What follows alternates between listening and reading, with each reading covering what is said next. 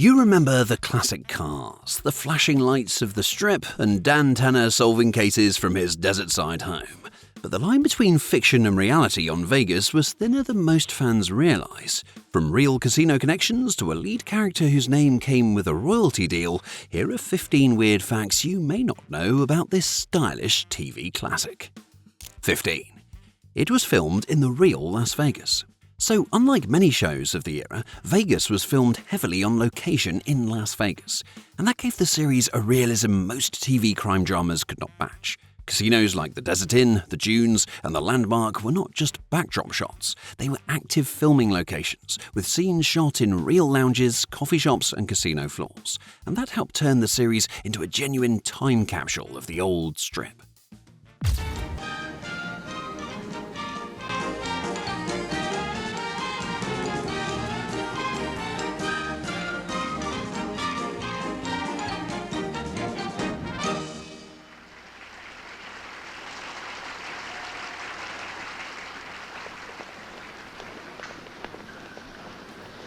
Number 14.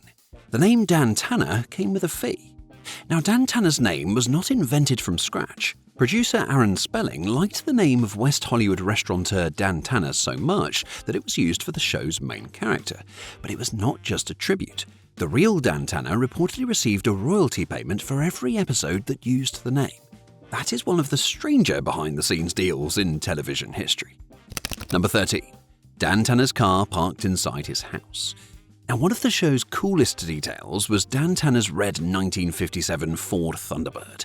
It was not just his car. His warehouse-style home at the Desert Inn featured a garage that opened right into his living space, letting him park the T-Bird indoors. It became one of the show's most memorable visual trademarks, and Robert Urich even joked that the car got more fan mail than he did. They probably won't put you through to him direct, so when they ask what it's in reference to, just tell him you're calling for John Denver. That ought to get him off the butt. Number 12. Real police officers appeared on the show.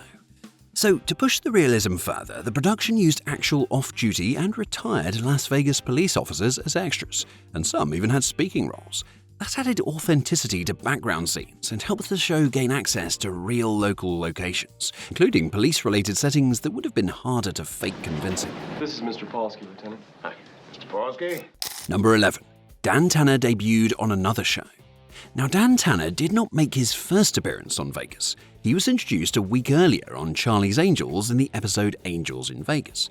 The crossover served as a preview of the new character and gave audiences an early introduction to the detective before his own show officially launched. Angels? Angels, this is the private eye I was telling you about. Meet Dan Tanna. Hi. You're Dan Tanna? You're Dan Tanna? I just said that. Yeah, I told Boz I wanted to take you all out to dinner while you're in town. Number 10. The show used only 2 Thunderbirds. For a series packed with action, Vegas used surprisingly few cars. And over the course of the show, production used just 2 1957 Thunderbirds, one hero car for beauty shots and one stunt car for action scenes. Now, compared to action shows that destroyed cars constantly, that is a pretty impressive survival rate. Number 9. The dollar sign in the title meant something. So the title's stylized spelling was more than a gimmick. Replacing the final S with a dollar sign reflected the show's core theme, money. And in Las Vegas, fortunes are won, lost, stolen, and chased, and the title itself became a neat visual symbol of that high-stakes world. Number 8. Tanna's gadgets were advanced for the time. Dan Tanna was a high-tech detective by the late 70s standards. His Thunderbird had a car phone, which was a major luxury back then. At home, he used an answering machine that physically handled the phone receiver.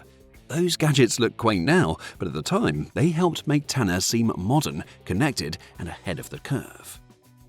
Number 7. Several characters vanished without explanation. Now, like a lot of older TV shows, Vegas had characters who simply disappeared. Angie, Sergeant Bella Archer, and Harold Two-Leaf all faded out without much explanation. Fans today call that kind of thing Chuck Cunningham syndrome, when characters quietly vanish and the show moves on as if nothing happened. Number 6. Tony Curtis was a regular. Well, sort of. So Tony Curtis played Philip Slick Roth, the Desert Inn's powerful owner, and he was billed like a major regular. but he did not appear nearly as often as viewers might expect, and in practice he functioned more like an occasional special guest star, dropping in now and then to bring extra glamour and star power. Number 5. Some plot lines got pretty wild.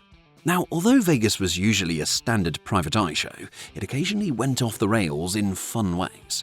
One episode had Binzer hypnotized into becoming a bomb-planting agent. Another featured a nun claiming she possessed the original deed to the land under the desert inn. And these strange plot twists gave the series an extra layer of weird charm. Number 4. Robert Urich's family popped up on the show. So the series became a family affair for star Robert Urich. His wife, Heather Menzies Urich, guest starred in multiple episodes as different characters. His brother Tom Urich also appeared on the show. It was a fun behind-the-scenes detail and the kind of casting move longtime fans love to spot. Number 3. Some character ages made no sense. Like many shows, Vegas was not always careful about the age logic. Angie was written as being older than Dan Tanna, even though actress Judy Landers was much younger than Robert Urich. The same kind of odd mismatch showed up in the pilot with Tanna's younger sister. It is one of those little TV details that becomes more noticeable once you know to look for it. Number 2. The pilot had some early weirdness.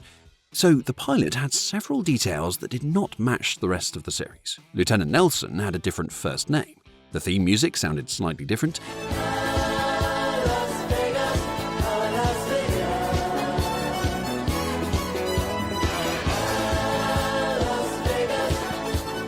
And most noticeably, Dan Tanna was not driving the red Thunderbird yet. Now in the pilot, he drove a yellow 1967 Corvette, which was destroyed, clearing the way for the more iconic T-Bird. Number 1. A real casino executive played himself. The ultimate blending of fact and fiction may have been Burton Cohen. He was not an actor, but a real Desert Inn gaming executive, and he appeared on the show as himself. Notify Metro and tell them to get their boys out here in a hurry. And even more interesting, casino scenes often included the real Desert Inn PA system paging Mr. Burton Cohen in the background. And that tiny recurring detail shows just how deeply the series was tied to the real Las Vegas. So what's your favourite memory from Vegas? And which of these facts surprised you the most? Let me know in the comments below, and if you enjoy these looks back at classic TV, be sure to like, subscribe and hit the bell. From real Las Vegas locations to unusual behind-the-scenes details, Vegas was more than just a detective series. It captured a version of the city that no longer exists and turned it into television history. Thanks for watching, and I'll see you next time for another trip down memory lane.